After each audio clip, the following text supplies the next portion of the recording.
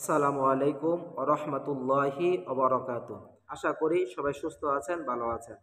আল্লাহ রাব্বুল আলামিন পবিত্র কালামুল্লাহ শরীফের সূরাত ইউনূসের ৬২ নম্বর আয়াতে কারিমা ইরশাদ করেন, বিসমিল্লাহির রহমানির রহিম। আলা ইন্না আউলিয়া আল্লাহি লা খাউফুন আলাইহিম ওয়া লা হুম ইয়াহজানুন। নিশ্চয়ই এই দুনিয়াতে যারা আল্লাহ তাআলা ওলি হতে পেরেছেন তাদের কোনো ভয় নাই, চিন্তাও নাই। ইদানিং একটি বিষয় লক্ষ্য করা যাচ্ছে, আমাদের বাংলাদেশে প্রতিকূল অবস্থা থেকে মুক্তি পাওয়ার পরে কিছু সংখ্যক মানুষ রাস্তাঘাটে মানুষের উপর জুলুম করে যাচ্ছে, মানুষের বাড়িঘরের উপর অগ্নিসংযোগ করতেছে। শুধু তাই নয়, দেশের সম্পদগুলো নষ্ট করতেছে। এমনকি তারা এতটাই মূর্খ, জাহেল ভূমিকা পালন করতেছে, তারা নিজেদেরকে আলেম বলে বা আলেমের স্বরূপ ধারণ করে তারা হক্কানি আউলিয়াই কেরামের মাজারগুলো ভাঙতেছে, আগুন দিচ্ছে। দেখেন, আল্লাহ রাব্বুল আলামিন ওলিদের ব্যাপারে কোরআনুল কারিমে স্পষ্ট করে বলেন, আলা আউলিয়া আল্লাহি লা খাউফুন আলাইহিম ওয়া লা হুম ইয়াহজানুন। ওলিদের কোনো ভয়ও নাই, চিন্তাও নাই। শুধু তাই নয়, আজকে আপনি মনে করতেছেন যে আল্লাহ ওলি যারা শুয়ে রয়েছেন তাদের ব্যাপারে আল্লাহ তাআলা কোনো ধ্যান ধারণা রাখেন না বা কোনো খোঁজ খবর রাখেন না, বিষয়টা এমন ভাবতেছেন। আপনি তাদের মাজারগুলো ভেঙে ফেলতেছেন, মনে করতেছেন আল্লাহ তাআলার কাছে মুক্তি পেয়ে যাবেন, বিষয়টা এমন না। আল্লাহ রাব্বুল আলামিন ওলিদের পক্ষ নিয়ে হাদিসে কুদসির মধ্যে ইরশাদ করেন, মান আদা লি ওয়ালিয়ান ফাকাদ আযানতু বিল হারব। যারা আল্লাহ তাআলা হক্কানি আউলিয়ায়ে কেরামের সাথে, ওলিদের সাথে দুশমনি করে, শত্রুতা পোষণ করে, শত্রুতা ভাব রাখে, তাদের ক্ষতি করার চেষ্টা করে, তাদের মান সম্মান ইজ্জতের প্রতি হেন করার চেষ্টা করে, আল্লাহ তাআলা তাদের ব্যাপারে বলতেছেন, মান আদা লি ওয়ালিয়ান ফাকাদ আযানতু বিল হারব। আল্লাহ তাআলা তাদের সাথে যুদ্ধ ঘোষণা করবেন, স্বয়ং আল্লাহ তাআলার পক্ষ থেকে যুদ্ধ ঘোষণা আসবে। আমাদের সমাজে একটা কথা এখন খুবই বেশি প্রচলিত, আল্লাহ তাআলা ছাড় দেন কিন্তু ছেড়ে দেন না। আপনারা মনে করবেন না যে আপনাদেরকে এখন ক্ষমতা দেওয়া হচ্ছে বা স্বাধীন হয়ে গেছেন, আপনারা মানুষকে বা আল্লাহ তাআলা ওলিদের দরবারগুলো ভেঙে ফেলবেন, আল্লাহ তাআলা দেখবেন না, আপনাদের ব্যবস্থা করবে না।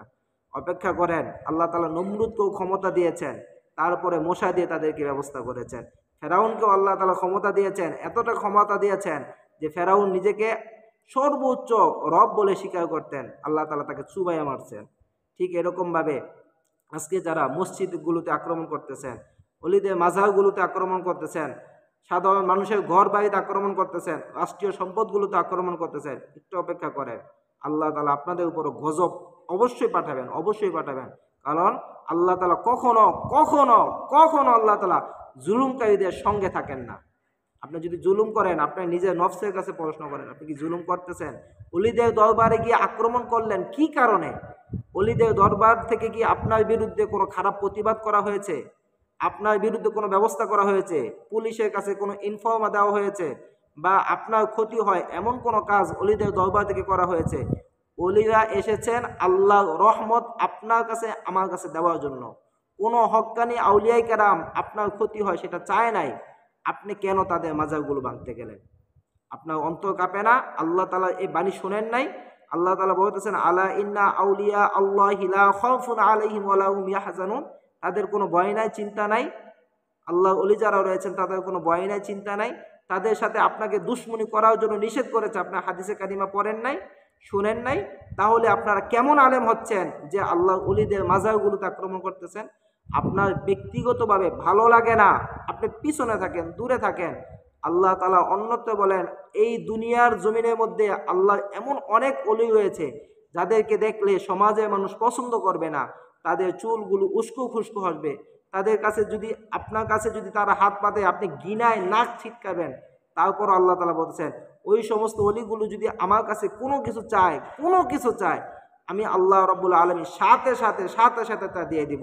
আপনার বিশ্বাস হয় না?